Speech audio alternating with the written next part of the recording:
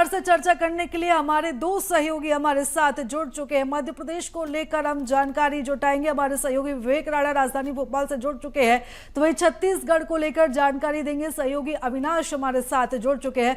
सबसे पहले मैं रुख करूंगी विवेक आपका, जिस तरीके से इस बैठक में चर्चा की जानी है, हार की समीक्षा की जानी है और इसमें सबसे ज्यादा जो सवाल पूछे जाएंगे वो इन्हीं दिग्गजों से पूछे जाएंगे, क्योंकि जीतू पटवारी के हाथ में कमान थी। और बात अगर कमलनाथ की करें तो कमलनाथ से भी खफा कुछ जो है वो आला कमान नजर आ सकता है।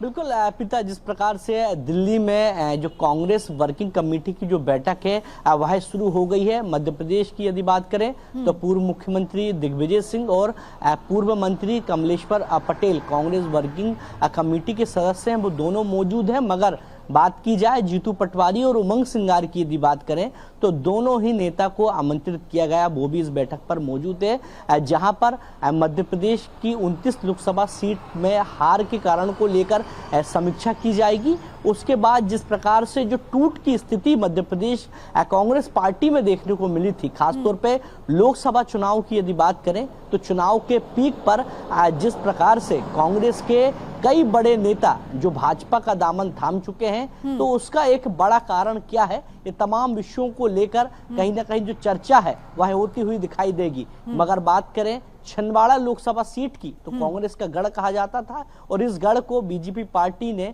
कहीं ना कहीं ढाया है 2024 के चुनावी रण में। उसको भी लेकर सवाल किए जाएंगे कि कांग्रेस की एक सीट 2019 में आई थी और अब 29 की 29 सीट जो है वो बीजेपी के पाले में है। तो क्या कारण है, क्या कमी रह गई है संगठन में?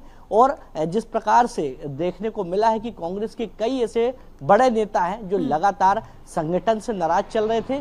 चुनाव के दौरान तमाम जो बयान हैं लगातार बड़े नेताओं के सामने आ रहे थे और ये ही बड़े जो नेता हैं जो पार्टी संगठन से नाराज थे वह भाजपा का दामन थामते हुए दिखाई दिए थे। तो बिल्कुल विवेक, एक तरफ जहां पर हम बड़ी संख्या में कांग्रेस नेताओं की नाराजगी तो देख ही रहे थे, जैसे ही वो बीजेपी में शामिल हो रहे थे उसके बाद उन्होंने कई गंभीर आरोप भी कांग्रेस पर लगाए थे। लेकिन दूसरी तरफ अगर हम बात करें तो कांग्रेस के कई दिग्गज भी ऐसे थे जिन्होंने अपने पार्टी संगठन पर ही सवाल खड़े किए थे, चाहे हम लक्ष्मण सिंह की बात कर ले, चाहे हम सज्जन सिंह वर्मा की बात करें, या अभी हाल ही में अजय सिंह ने भी बयान दिया था संगठन को लेकर। क्या इन दिग्गजों की बात भी वहां पर रखी जाएगी? क्या इस पर भी विचार विमर्श होगा वहां पर? प्रकार से हार की समीक्षा की जाएगी तो संभावना है कि जो बड़े दिग्गज नेता हैं, अजय सिंह की बात करें या बात करें लक्ष्मण सिंह की, तो कहीं ना कहीं ये बड़े जो नेता हैं जो लगातार संगठन पर सवाल खड़े कर रहे हैं, पार्टी पर सवाल खड़े कर रहे हैं, तो इसको लेकर भी कहीं ना कहीं जो चर्चा है वो की जाएगी। क्योंकि कांग्रेस पार्टी की यदि बात करें तो मध्य प्रदेश कांग्रेस पार्टी द्वारा बड़े लंबे समय से संकेत दिए जा रहे हैं कि लोकसभा चुनाव के परिणाम आने के बाद बदलाव जो है वह पार्टी में देखने को मिलेगा और जो सक्रिय जो कार्यकर्ता हैं उनको कांग्रेस पार्टी कहीं ना कहीं बड़ी जवाबदारी जो है वह देती हुई दिखाई देगी। बिल्कुल, यानी कि बड़ा बदलाव संभव है। विवेक बने रहिएगा हमारे साथ, अविनाश भी लगातार हमारे साथ बने हुए छत्तीसगढ़ के अपडेट के साथ।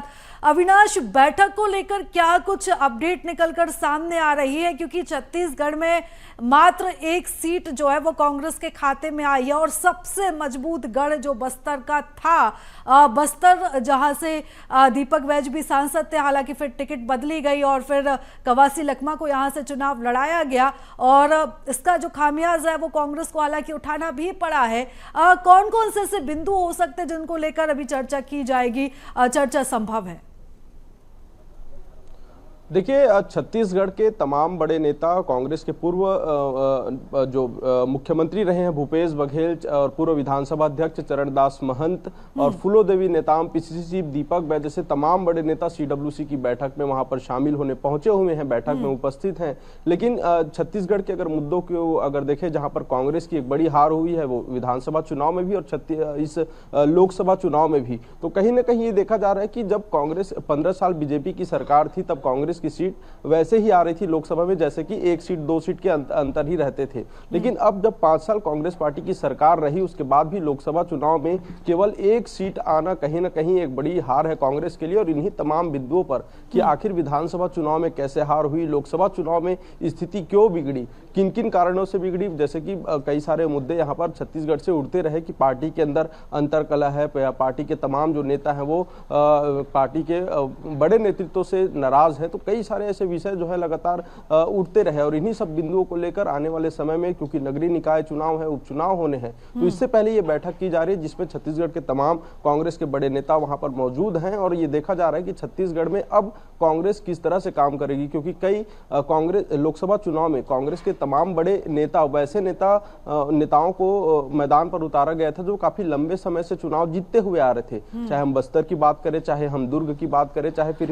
किसी अन्य जगह की बात करें, सभी जगहों पर दमदार जो नेता रहे हैं, पूर्व मंत्री रहे हैं, उन्हीं को ही लोकसभा चुनाव में भी मैदान पर उतारा गया था। लेकिन अब स्थिति ऐसी हुई है कि विधानसभा में उनकी तो हार हुई ही है, लेकिन लोकसभा चुनाव में भी उनकी हार होगी। और इसको लेकर समीक्षा जो है अब की जा रही है, सीडब्ल्यूसी की बैठक। बिल्कुल। और अविनाश, यहाँ पर एक बड़ी बात यह है कि जिन पूर्व मंत्रियों को जिम्मेदारी दी गई थी उनका जो परफॉर्मेंस रहा है वो भी काफी निराशाजनक रहा है। और इस लिस्ट में सबसे पहला नाम तो पूर्व सीएम का ही आता है।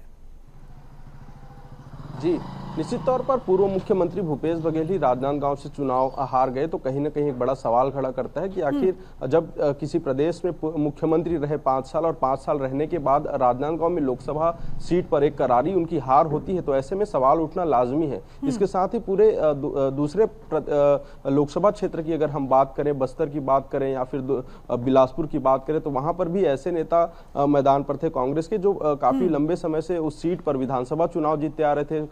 प्रदेश में उनका एक अलग दबदबा था, युवाओं में उनकी अच्छी पकड़ थी। ऐसे स्थिति में वो तमाम नेताओं का लोकसभा चुनाव में हार होना कहीं ना कहीं इन तमाम रणनीतियों और उनके नेतृत्व पर भी प्रभाव पड़ता है। और इन्हीं सभी बिंदुओं को लेकर जो है इस सीडब्ल्यूसी की बैठक में कि आखिर लोकसभा चुनाव में, विधानसभा चुनाव में छत्तीसगढ़ में कांग्रेस की हार कैसे हुई, छत्तीसगढ़ और मध्य प्रदेश में एक तरफा बीजेपी की जो जीत हुई है, तो उस जीत के पीछे और कांग्रेस की हार के पीछे क्या कारण है। जिन सीटों पर कम वोटों से जीत हुई है बीजेपी की, जैसे हम कांकेर की सीट की बात करें तो उन सीटों पर केवल 1800 कुछ वोट से ही बीजेपी जो है जीती है। तो कहीं ना कहीं टक्कर भी कांग्रेस पार्टी ने बीजेपी को दिया है लोकसभा चुनाव में।